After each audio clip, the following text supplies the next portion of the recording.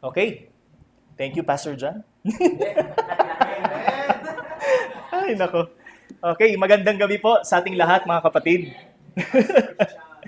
Kasi dahil sa discipleship, tinatawag daw siyang Pastor John. Di Pastor Ariel. Okay, salamat po sa ating Panginoon. At tunay po na nakakagalak ang ating pong gawain sa biyaya po ng Diyos. So sa atin pong mga patotoo na napakinggan sa buhay po ni Sister Hazel, ni Brother Cam. So salamat po sa Panginoon. Talagang beyond our thoughts, ang pagkilos po ng Panginoon sa ating mga buhay. So hindi po natin inaakala sa kabila po ng ating sitwasyon, ang kalooban ng Diyos, ang kasagutan ng Panginoon sa atin. So talagang kapag tayo po ay nasa Panginoon, mahirap man, but mapalad ang isang tao na nasa Panginoon. So mas mahirap po yung tayo man ay walang pinoproblema sa pinansyal, wala man tayong pinoproblema sa material, pero hindi natin natitiyak kung saan tayo patutungo sa araw ng kamatayan. Di ba?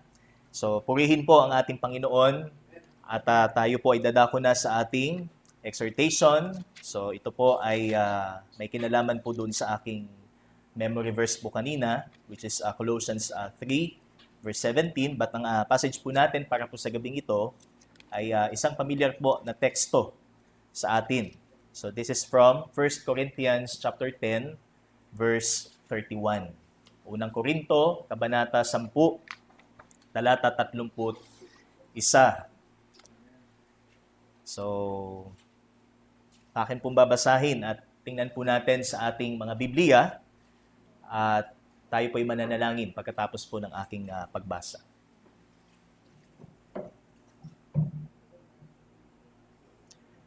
First Corinthians chapter 10, verse 31. So whether you eat or drink, or whatever you do all to the glory of God. Purihin po ang Panginoon. Tayo po ay manalangin. Aming Diyos, salamat pong muli sa gabing ito.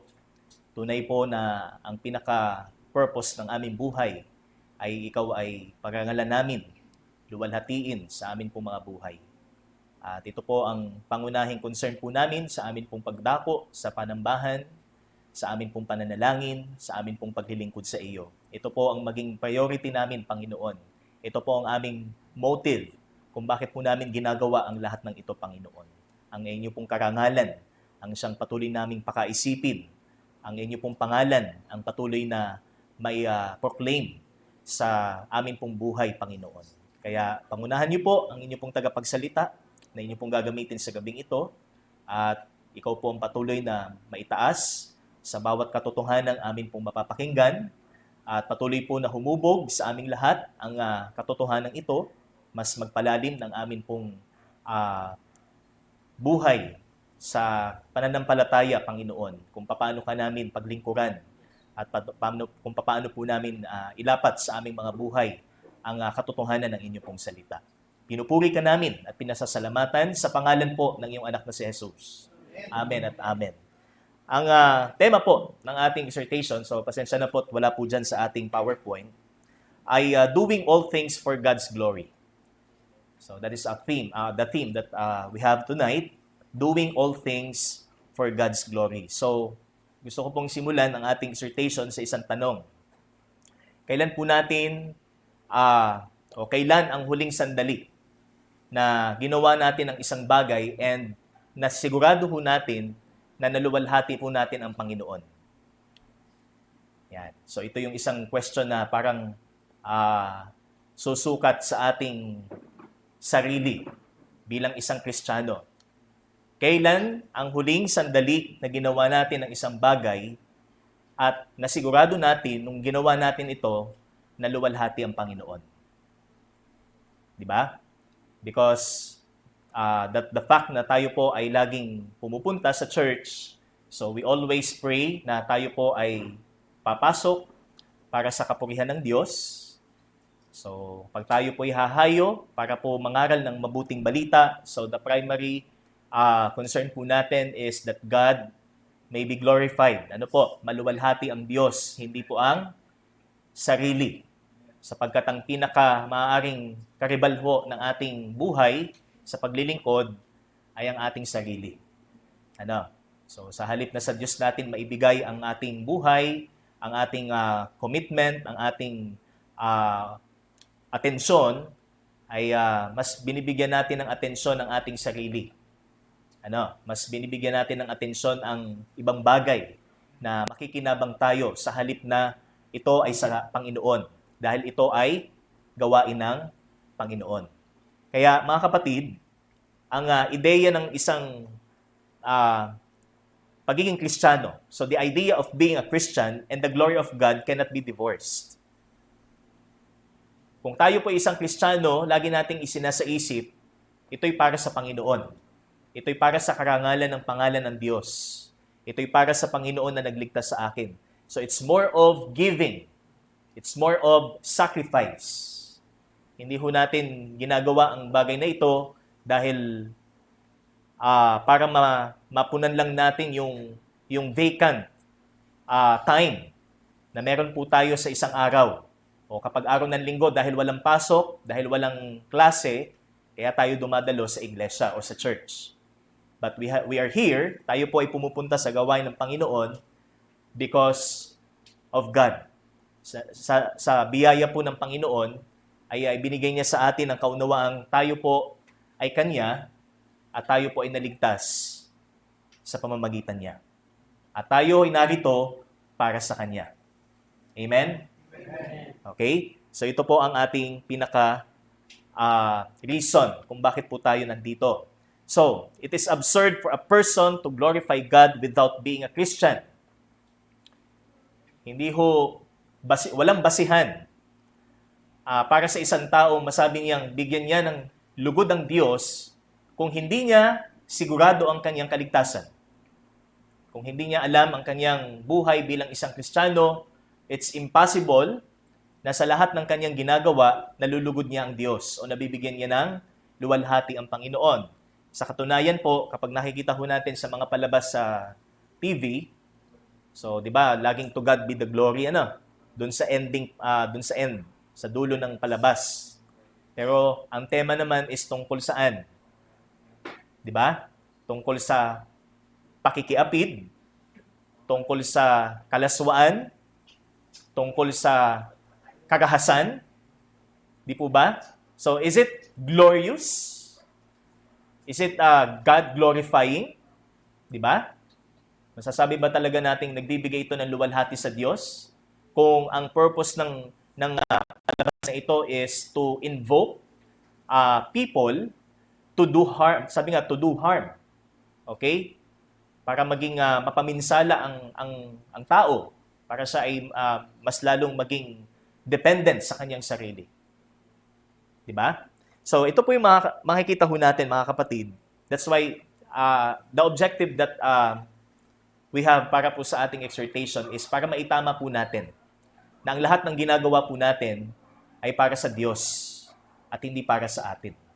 Kung ito may para sa atin, sabi nga, ito po ay para sa ating ikabubuti. Una nating ginagawa, yung ating part sa Panginoon, ito'y para din sa atin as well.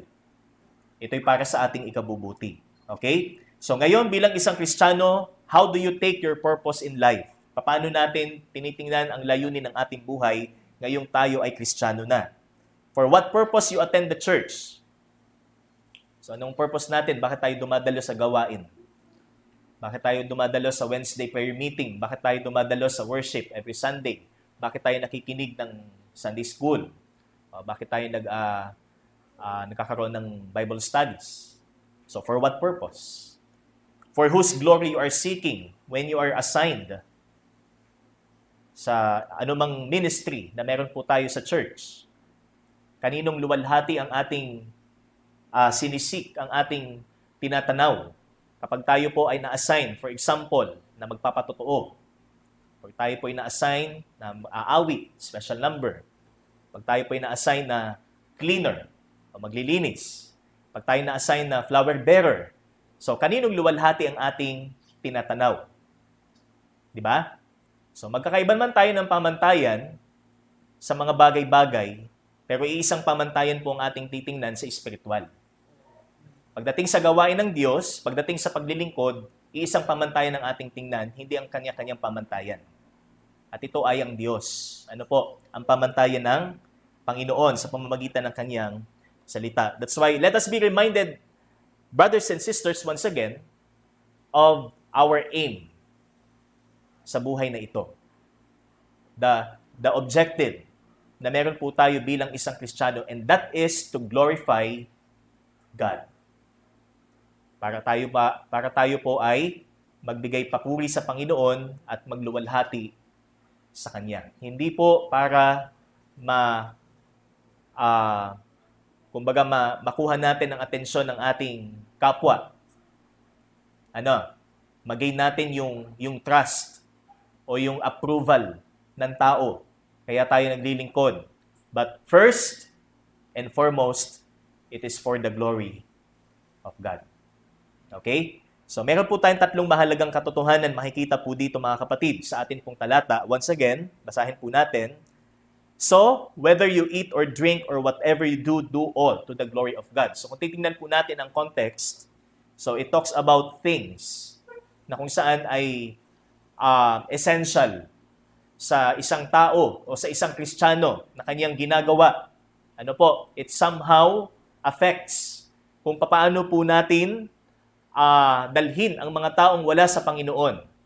Kasi ang issue dito ni Apostle Paul is tungkol po sa idolatry o yung practices associated sa idolatry o yung pagsamba sa Diyos-Diyosan. So, kasi alam na po natin, ang Corinthian Church is marami po siyang mga practices na talagang may tuturing po nating karumal-dumal sa Panginoon. So, pagan practice, ang makikita po natin sa bahaging ito.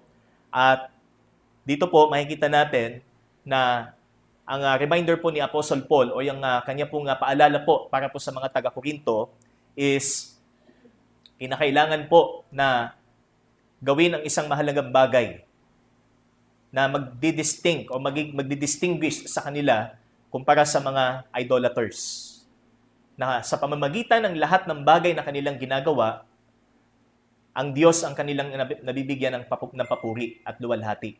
Hindi po kung sino mang mga deities o kung sino mang mga Diyos-Diyosan ang sinasamba ng mga tao.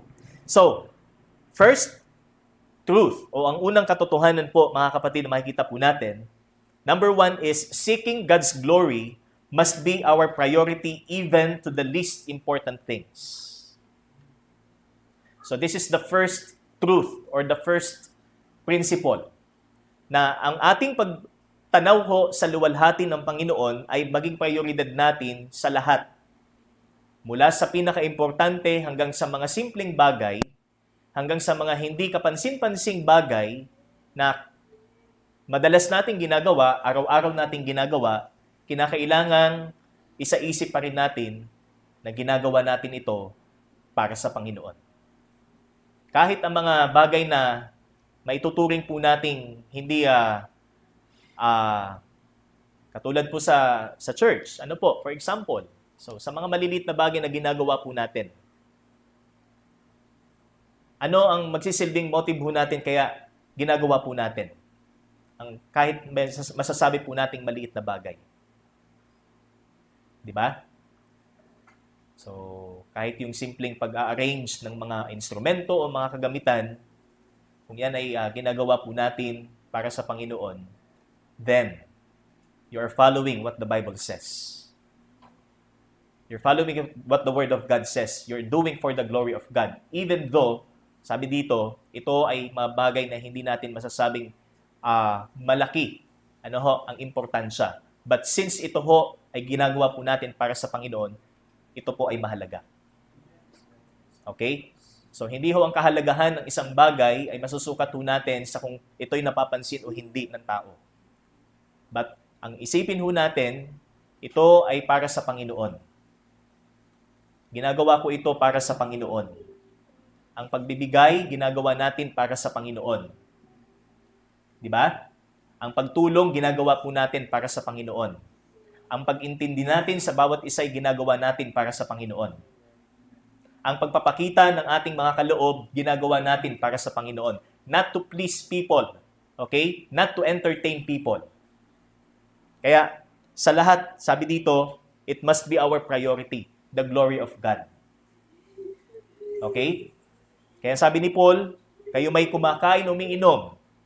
Kasi ang issue dito is yung pagkain at pag-inom ng mga pagkaing inihandog sa mga idolo. Di ba? Na ang tingin ng iba ay makakaapekto sa kanilang espiritualidad. Di ba? Pero dito po, sa bahagi natin mga Kristiyano, ano man ang ating ginagawa, ginagawa natin para sa Panginoon. Okay? Not to offend people, not to please people, but to glorify God. Kaya it is necessary for a believer to set his priorities first before doing anything else. Baka ang mas prioridad natin sa buhay ay yung bagay na hindi related sa gawain, but mas nabibigyan natin ng panahon, mas nabibigyan natin ng atensyon kumpara sa gawain ng Diyos. Okay? Kaya, ang sabi dito, it is necessary for a believer to set his priorities first before doing anything else. Meron po tayong quality from the Lord na kung saan ibinigay po niya sa atin how to set things properly. How to set our priorities right. Meron po tayong kaloob niyan.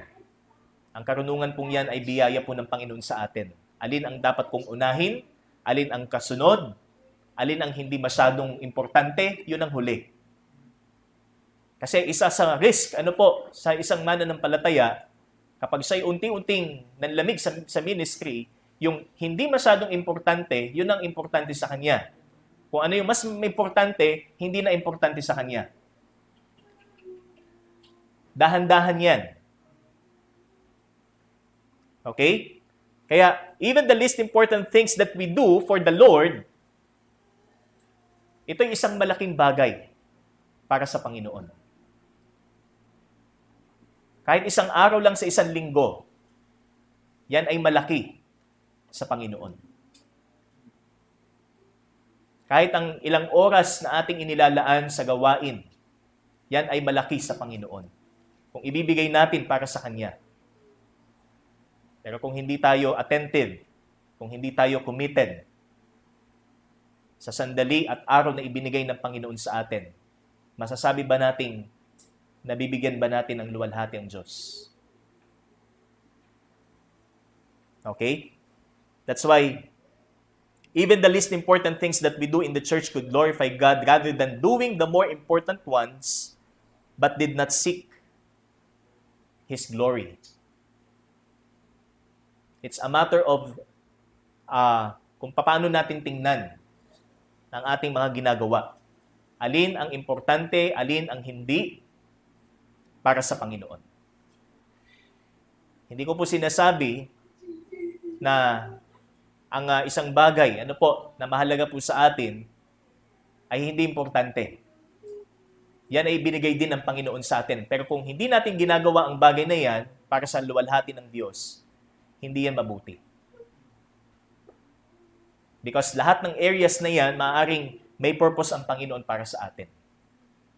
Baka sa pamamagitan ng sa bahaging ito, magawa ko yung part ko para sa Panginoon.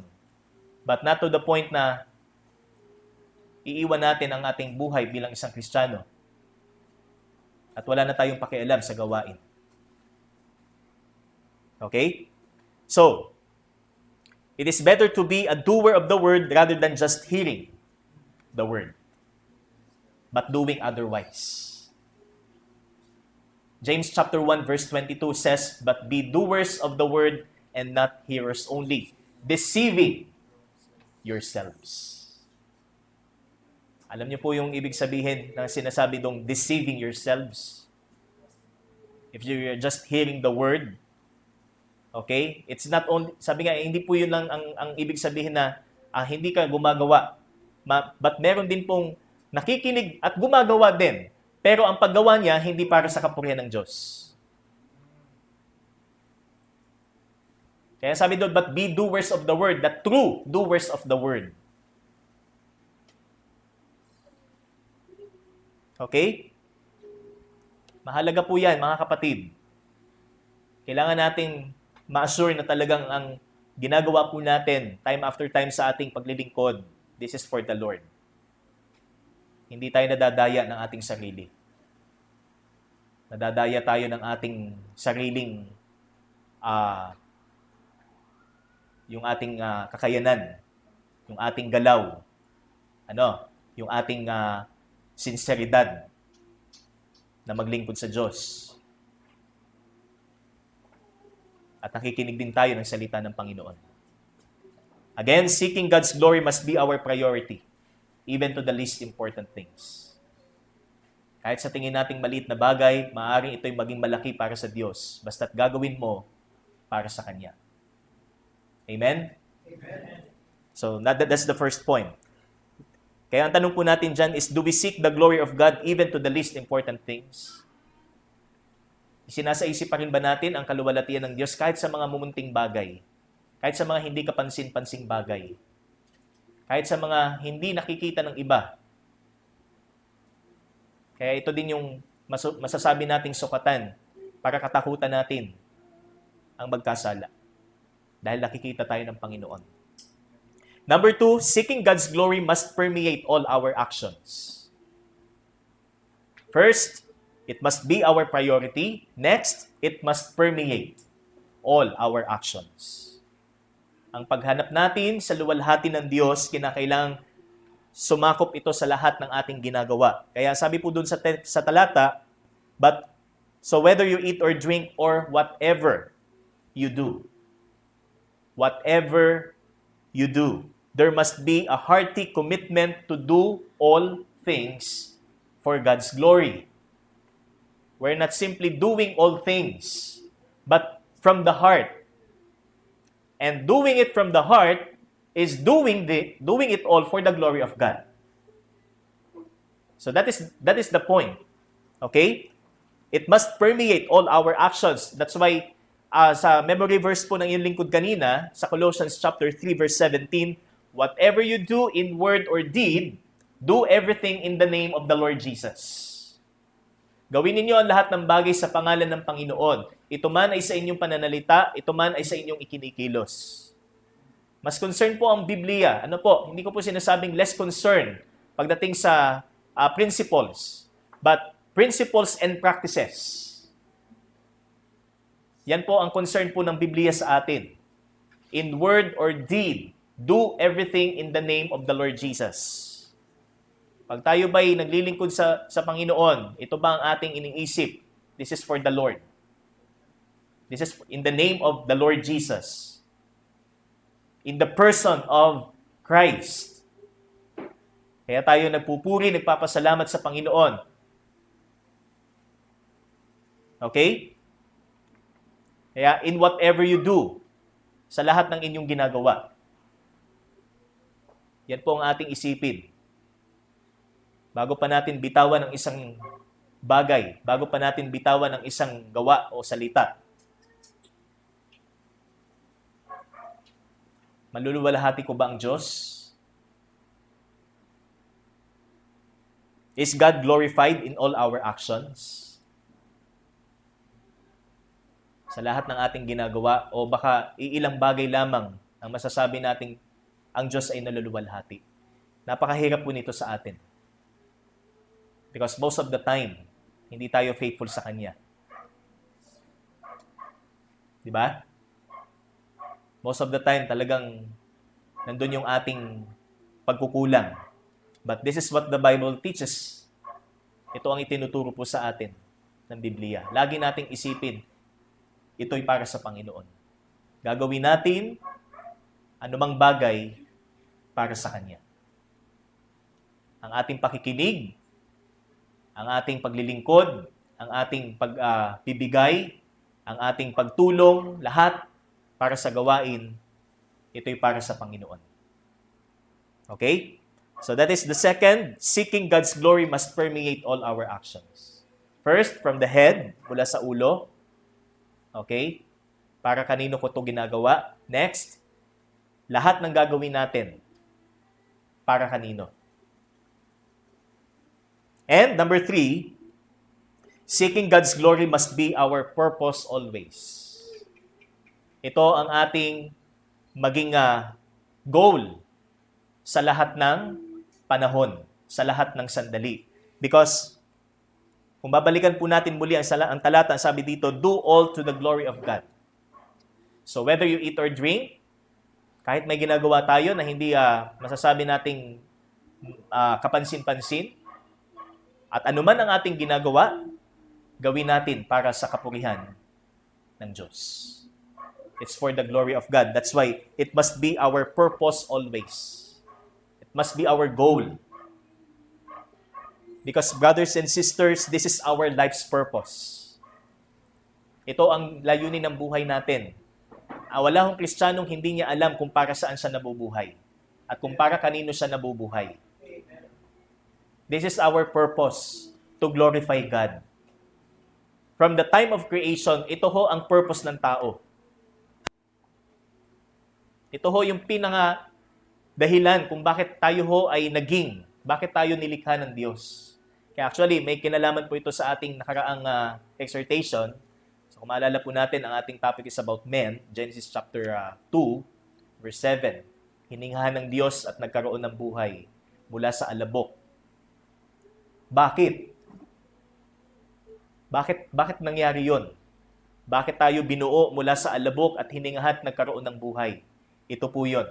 Para tayo ho ay magbigay luwalhati sa Kanya.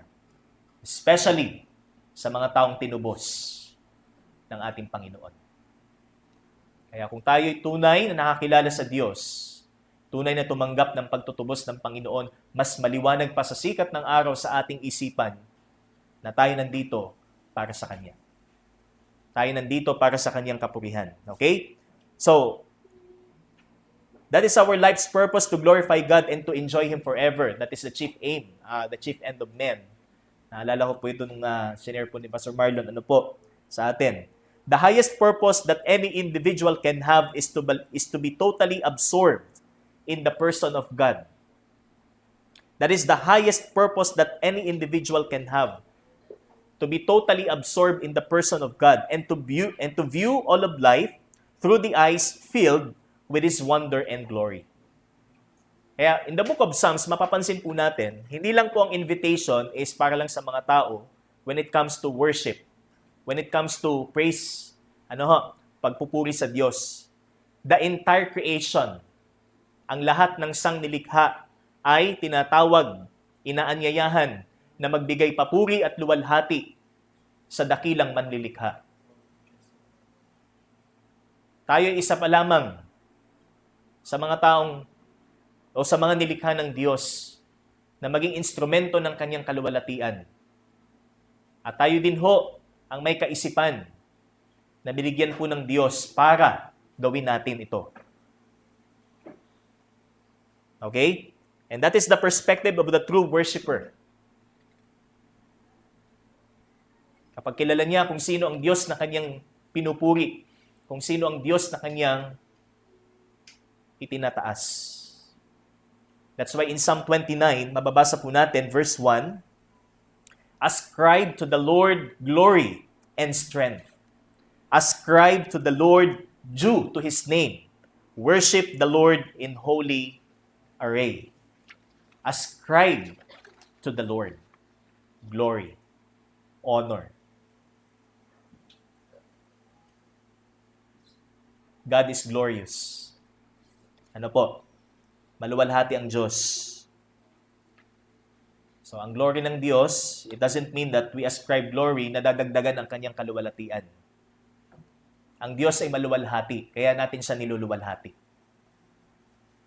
Okay? It doesn't mean that we glorify God, mas nagiging maluwalhati siya. Okay? Kasi meron po tayong tinatawag na glory, which is yung inherent glory. Because the word glory Kung atin pong pag-aaralan po yan, ang ibig sabihin po nito is beauty, excellency, okay, or excellence. So that is the word glory. If I'm not mistaken po, sa Hebrew word, ang ibig sabihin po nito is weighty. Ano po? Heaviness. Mabigat. Ang bagay na ito. Hindi ho basta lang sinasabi nating glory, glory, glory to the Lamb. Diba? Glorify thy name. May bigat po yan sa isang nagpupuri sa Diyos. We ascribe sa yung luwalhati ng Panginoon. Okay? We acknowledge the glory of God. Yung luwalhati, yung katangian ng Diyos. Yan po yung idea, mga kapatid. Kaya pag sinabi po ditong ascribe to the Lord, kinikilala natin ang kaluwalhatian ng Panginoon. Okay? Hindi ho ibig sabihin nadadagdagan ang kaluwalhatian ng Diyos. It's not addition, but acknowledgement. Okay? Acclamation ng kanyang kaluwalhatian. Kaya, it's sabi nga, napakamali na tayo ho'y nandito without acclamation, without acknowledgement of God's glory. Hindi natin masasabing tama ang ating paglilingkod, ang ating pagdalo sa gawain. Di ba? That's why Christianity is meant to ascribe, acclaim, honor, and worship God for who He is, that He is glorious and majestic and awesome. God. Napakamaluwalhati ng Panginoon, mga kapatid. Hindi ba tayo namangha sa Kanyang ginawa sa atin? Hindi ba tayo namamangha sa Kanyang kaligtasan? Hindi ba tayo namamangha sa Kanyang provision? Hindi ba tayo namamangha sa Kanyang power to save? Di po ba? To conquer sin and death?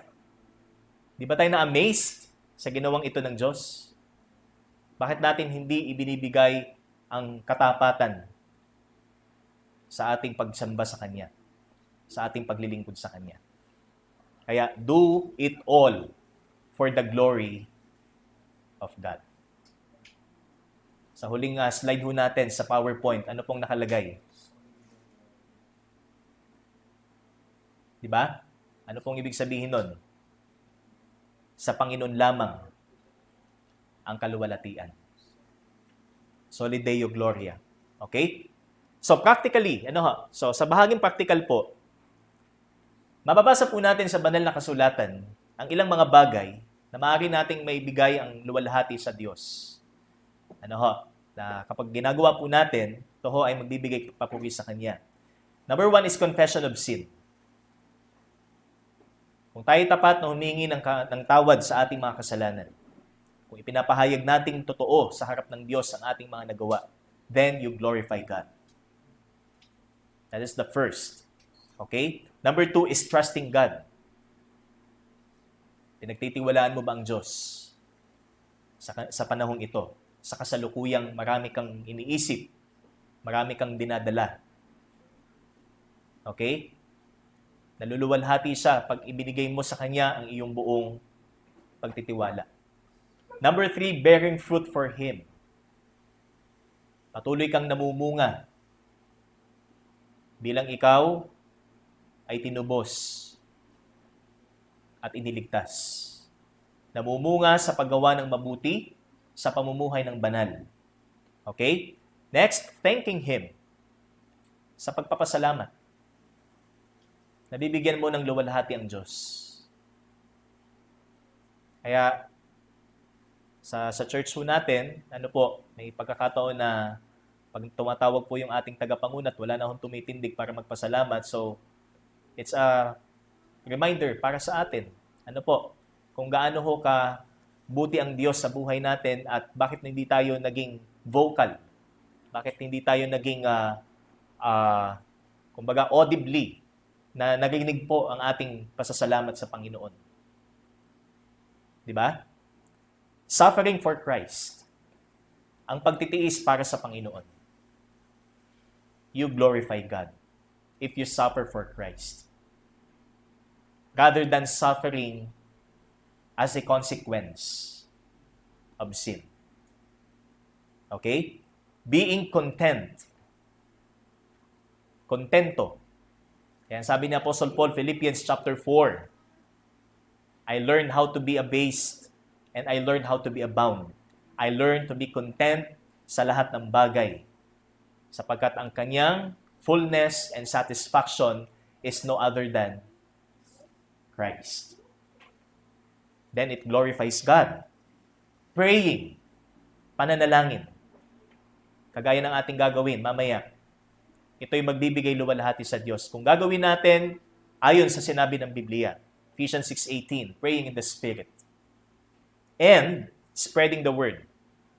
Ang pagpapalaganap ng kanyang salita. So these are the practical ways, some of the practical ways na kung saan maaaring tayo makapagbigay kaluwalhatian sa ating Panginoon. Amen? Amen. So brothers and sisters, once again, ang bawat sandali na ibinibigay po sa atin ay pagkakataon po nating mabigyan ng luwalhati ang Diyos. Huwag nating sayangin ang sandaling ito. Ano po? Ang tunay na tinubos, binigyan ng kakayanang magbigay luwalhati sa Kanya at makakapagbigay lamang siya ng kaluwalhatian kung siya ay tapat. That is our conclusion. The redeemed man is enabled to glorify God and He will glorify Him if He is faithful. Kaya ito po ang ating hamon. Ano po? Para sa atin. Tayo magpatuloy sa tapat na paglilingkod sa Kanya. At ito ang magbibigay kaluwalhatian sa Kanya.